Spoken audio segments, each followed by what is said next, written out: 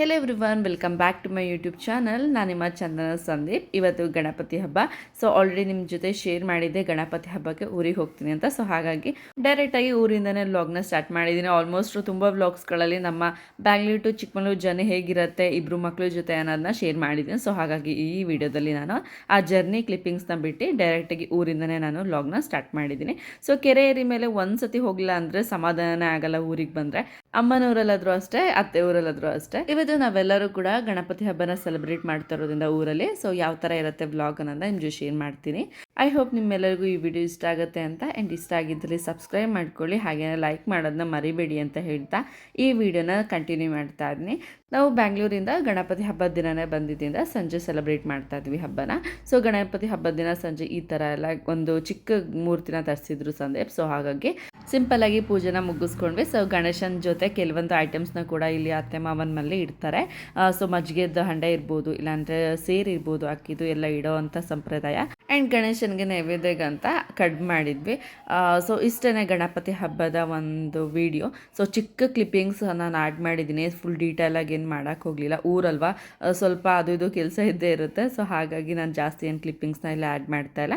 ನಾವು ಗಣಪತಿನ ಸಂಜೆ ಪೂಜೆ ಮಾಡಿದಿಂದ ನೆಕ್ಸ್ಟ್ ಡೇ ನಾವು ವಿಸರ್ಜನೆ ಮಾಡಿದ್ವಿ ಗಣಪತಿನ. ಸೊ ಒನ್ ಡೇ ಇಟ್ಕೊಳ್ಬಿಟ್ಟೆ. ನಮ್ಮ ಮಾವ ಸಂದೀಪ್ ಮತ್ತು ವಶಿಷ್ಠ ವಿಸರ್ಜನೆ ಮಾಡೋದಕ್ಕೆ ಗಣಪತಿನ ತಗೊಂಡೋಗಿದ್ದಾರೆ.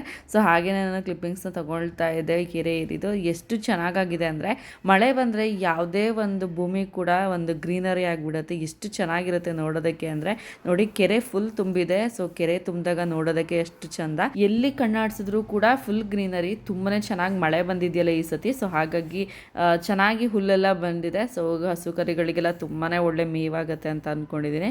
ಸೊ ಇಲ್ಲಿ ವಿಸರ್ಜನೆ ಮಾಡೋದಕ್ಕೆ ತಗೊಂಡೋಗ್ತಾ ಇದ್ದಾನೆ ಮಾವ. ಸೊ ವಿಸರ್ಜನೆ ಮಾಡೋದಕ್ಕೆ ವಶಿನ ಕಳಿಸೋಣ ಅಂದರೆ ಭಯಪಡ್ತಿದ್ದ. ಸೊ ಹಾಗಾಗಿ ಹೇಗೋ ಮಾಡಿ ಸರ್ಕಸ್ ಮಾಡಿ ಅವನ್ನ ಕಳಿಸಿದ್ವಿ ಕೆಳಗೆ. ಸೊ ತುಂಬಾ ಭಯ ಪಡ್ತಾನೆ ಆ ಕಡೆ ಈ ಕಡೆ ಹೋಗೋದಕ್ಕೆ. ಏಕೆಂದರೆ ನಾವು ಬ್ಯಾಂಗ್ಳೂರಲ್ಲಿ ಎಲ್ಲೂ ಕಳಿಸಲ್ಲ. ಅವನು ಒಬ್ಬನ್ನ ಕೆಳಗೂ ಕೂಡ ಕಳಿಸಲ್ಲ, ಅಂದರೆ ಕೆಳಗೆ ರೋಡಿಗೂ ಕೂಡ ಆಟಾಡೋದಕ್ಕೆ ಕಳಿಸಲ್ಲ. ಸೊ ಹಾಗಾಗಿ ಸ್ವಲ್ಪ ಭಯ ಪಡ್ತಾನೆ. ಬಟ್ ಇಲ್ಲಿ ಊರಲ್ಲಿದ್ದರೆ ಅದು ಇನ್ನೊಂಥರ ಫ್ರೇಮ್ ಆಗೋದು, ಮನೇಲೇ ಇರ್ತಾ ಇರಲಿಲ್ಲ. ಬಟ್ ಇಲ್ಲಿ ಹೇಗೋ ಹೋದ ಮಾವನ ಜೊತೆ. ಸೊ ಪ್ರತಿಯೊಂದನ್ನು ಕೂಡ ಕಲಿಬೇಕು, ಗಂಡ್ಮಕ್ಳಲ್ವಾ. ಸೊ ಹಾಗಾಗಿ ಇಂಥದ್ರಲ್ಲೆಲ್ಲ ತುಂಬಾ ಮುಂದೆ ಇರಬೇಕು. ಸೊ ಹಾಗಾಗಿ ಊದ್ಗಡ್ಡೆ ಎಲ್ಲ ಹೇಳ್ತಾ ಇದ್ದಾರೆ ಯಾವ ಥರ ಪೂಜೆ ಮಾಡೋದು, ಯಾವ ಥರ ಬಿಡೋದು ಅಂತ. ಸೊ ಬಿಡ್ತಾ ಇದ್ದಾನೆ. ಫಸ್ಟ್ ಟೈಮ್ ಅನಿಸುತ್ತೆ ಈ ಥರ ಗಣಪತಿ ಬಿಟ್ಟಿದ್ದವನು. ಸೊ ಚೆನ್ನಾಗಿತ್ತು ಅಂತ ಹೇಳ್ದ. ಹಾಗೆ ಊದ್ಗಡ್ಡಿಲಿ ಕೂಡ ಸುಟ್ಕೊಬಿಟ್ಟಿದ್ದ. ಸೊ ಗೊತ್ತಾಗಿಲ್ಲ ಅವನಿಗೆ. ಫೈನಲಿ ನಮ್ಮ ಪುಟ್ಟ ಮುದ್ದು ಗಣೇಶನ ವಿಸರ್ಜನೆ ಮಾಡಾಯಿತು. ಸೊ ಇಷ್ಟೇ ಗಣಪತಿ ಹಬ್ಬದ್ದು ಇದು ಕ್ಲಿಪ್ಪಿಂಗ್ಸು. ಸೊ ಹಬ್ಬ ಆಯಿತು ಆ್ಯಂಡ್ ವಿಸರ್ಜನೆ ಕೂಡ ಮುಗೀತು. ಸೊ ಇವತ್ತು ನಾನ್ ವೆಜ್ ಮಾಡ್ತಾರೆ ಊರಲ್ಲಿ. ಸೊ ಹಾಗಾಗಿ ಬೇಗನೆ ನಾನ್ ವೆಜ್ ಎಲ್ಲ ತಂದು ಮಾಡೋದಕ್ಕಿಂತ ಮುಂಚೆನೇ ಇದು ವಿಸರ್ಜನೆನ ಮಾಡ್ಕೊಳ್ಳೋಣ ಗಣಪತಿನ ಅಂತ ವಿಸರ್ಜನೆ ಮಾಡ್ಕೊಂಡ್ವಿ.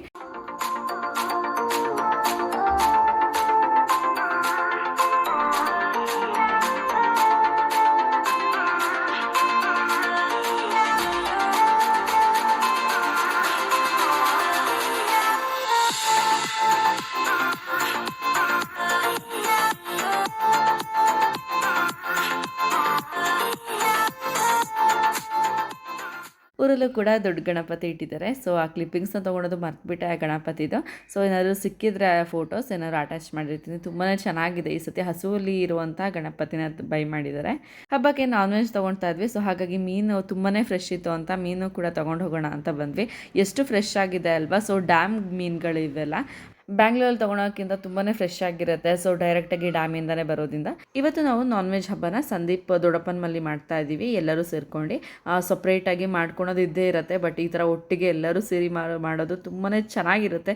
ಒಂದು ಸ್ಪೆಷಲ್ ಮೆಮೊರಿ ಅಂತ ಹೇಳ್ಬೋದು. ಮಟನ್ನ ಔಟ್ಸೈಡ್ ಮಾಡ್ತಾ ಇದ್ರು. ಸೊ ಹಾಗಾಗಿ ಚಿಕನ್ ಮಾತ್ರ ನಾವು ಇನ್ಸೈಡ್ ಮಾಡ್ತಾ ಇದ್ದೀವಿ. ಸೊ ಅಮ್ಮಂದಿರೆಲ್ಲ ಅಡುಗೆ ಅಂತ ಕಿಚನಲ್ಲಿ ಬ್ಯುಸಿ ಆದರೆ ಇನ್ನು ಮಕ್ಳದ್ದು ಏನು ಇರುತ್ತೆ. ಸೊ ಚಾಕ್ಲೇಟ್ ಕೊಡು, ಬಿಸ್ಕೆಟ್ ಕೊಡು, ಇದೇ ಆಗಿರುತ್ತೆ. ಸೊ ಮಕ್ಕಳು ಆಗಾಗ ಬರ್ತಾ ಇದ್ರು. ಸೊ ಅವರನ್ನು ಕೂಡ ವಿಚಾರಿಸ್ಕೊಂಡೆ ಇಲ್ಲಿ ಲಾರ್ಜ್ ಕ್ವಾಂಟಿಟಿಯಲ್ಲಿ ಚಿಕನ್ ಫ್ರೈನ ಮಾಡ್ತಾ ಇದ್ದೀವಿ. ಸೊ ಲಾರ್ಜ್ ಕ್ವಾಂಟಿಟಿ ಆಗಿರೋದ್ರಿಂದ ಇಲ್ಲಿ ರೆಸಿಪಿನ ನಾನು ಶೇರ್ ಮಾಡ್ತಾ ಇದ್ದೀನಿ. ಒಂದು ದೊಡ್ಡ ಕಡೆಗೆ ಆನಿಯನ್ ಮತ್ತು ಗ್ರೀನ್ ಚಿಲ್ಲಿನ ಹಾಕಿ ಫ್ರೈ ಮಾಡಿಕೊಂಡ್ರು. ಅದೆಲ್ಲ ಒಂದು ಸ್ವಲ್ಪ ಫ್ರೈ ಆದಮೇಲೆ ಟೊಮೊಟೊನ ಕೂಡ ಯೂಸ್ ಮಾಡಿದ್ದಾರೆ. ಟೊಮೊಟೊ ಹಾಕಿದ್ರೆ ತುಂಬಾ ಚೆನ್ನಾಗಿರುತ್ತೆ. ಒಬ್ಬೊಬ್ರು ಟೊಮೊಟೊ ಯೂಸ್ ಮಾಡಲ್ಲ, ಬಟ್ ಕೆಲವೊಬ್ರು ಟೊಮೊಟೊನ ಯೂಸ್ ಮಾಡ್ತಾರೆ. ತುಂಬಾ ಚೆನ್ನಾಗಿರುತ್ತೆ. ಸೆಮಿ ಗ್ರೇವಿ ಥರ ಇಲ್ಲಿ ಸೆಮಿ ಗ್ರೇವಿ ಮಾಡ್ತಾ ಇರೋದು.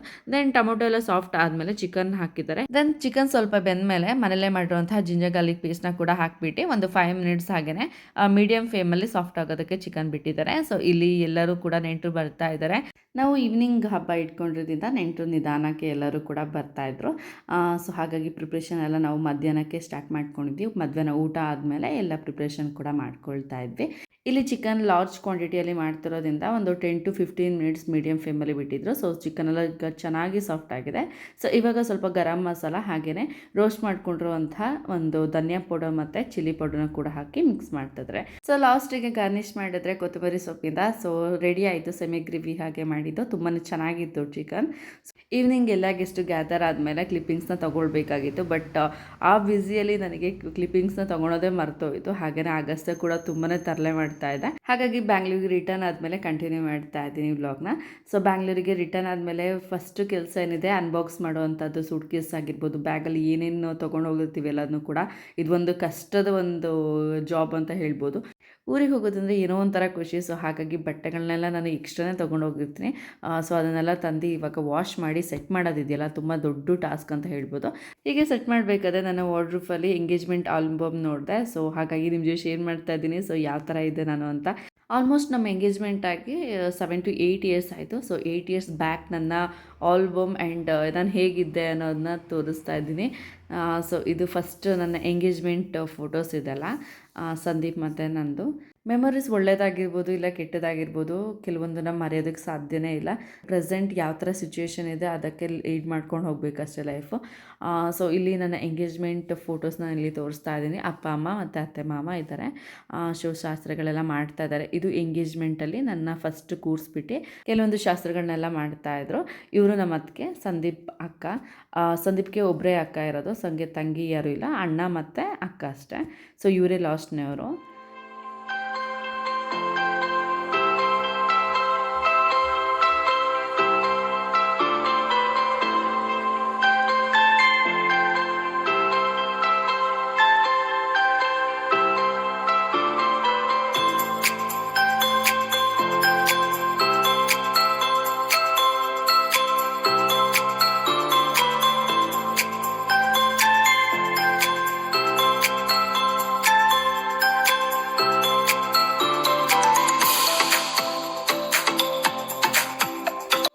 ಈಗ ನಾನು ತೋರಿಸ್ತಿರುವಂತಹ ಈ ಫೋಟೋದಲ್ಲಿ ಇರುವಂಥದ್ದು ನಮ್ಮ ಅಪ್ಪ ಮತ್ತು ನಮ್ಮಮ್ಮ. ನನ್ನ ಹಳೆ ಬ್ಲಾಗಲ್ಲಿ ಯಾವುದ್ರಲ್ಲೂ ಕೂಡ ಅಪ್ಪ ಅಮ್ಮನ ಸಪ್ರೇಟಾಗಿ ತೋರಿಸಿಲ್ಲ. ಸೊ ಹಾಗಾಗಿ ಇದರಲ್ಲಿ ಫೋಟೋದಲ್ಲಿ ತೋರಿಸ್ತಾ ಇದ್ದೀನಿ.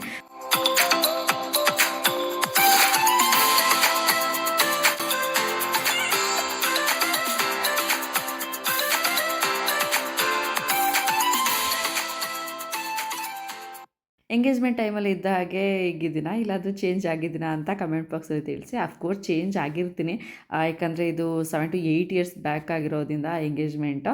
ಹೆಣ್ಮಕ್ಳು ತುಂಬಾ ಚೇಂಜ್ ಆಗ್ತಾರೆ ಅಂತ ಹೇಳ್ತಾರೆ, ಬಾಡಿಲಾಗಿರ್ಬೋದು ಇಲ್ಲ ಫೇಸಲ್ಲಾಗಿರ್ಬೋದು. ಸೊ ನಿಮಗೆಲ್ಲ ಹೇಗೆ ಅನಿಸ್ತು ಈ ವಿಡಿಯೋ ಆ್ಯಂಡ್ ಈ ವಿಡಿಯೋ ಎಂಜಾಯ್ ಮಾಡಿದ್ದೀರಾ ಅಂತ ಅಂದ್ಕೊಳ್ತೀನಿ. ಸೊ ಈ ವಿಡಿಯೋ ಇಷ್ಟ ಆಗಿದ್ದಲ್ಲಿ ಏನು ಮಾಡಬೇಕು ಅಂತ ಗೊತ್ತಲ್ವಾ. ಸೊ ಲೈಕ್ ಮಾಡಿ ಹಾಗೆ ಸಬ್ಸ್ಕ್ರೈಬ್ ಮಾಡ್ಕೊಂಡು ಈ ವಿಡಿಯೋ ನೋಡಿ ಅಂತ ಹೇಳ್ತಾ ಈ ವ್ಲಾಗ್ನ ಇಲ್ಲಿಗೆ ಎಂಡ್ ಮಾಡ್ತಾ ಇದ್ದೀನಿ. So thank you so much ಇಲ್ಲಿಗೆ ತನಕ ವಿಡಿಯೋನ ನೋಡಿದ್ದಕ್ಕೆ. ಸೊ ಕೊನೆ ತನಕ ವಿಡಿಯೋ ನೋಡಿದ್ದೀರಾ ಅಂದರೆ ಈ ವ್ಲಾಗ್ ಇಷ್ಟ ಆಗಿದೆ ಅಂತ ಅಂದ್ಕೊಳ್ತೀನಿ. ಸೊ ನೆಕ್ಸ್ಟ್ ವಿಡಿಯೋ ಸಿಗ್ತೀನಿ. ಆಂಟಿಲ್ ಟೇಕ್ ಕೇರ್, ಬಾಯ್.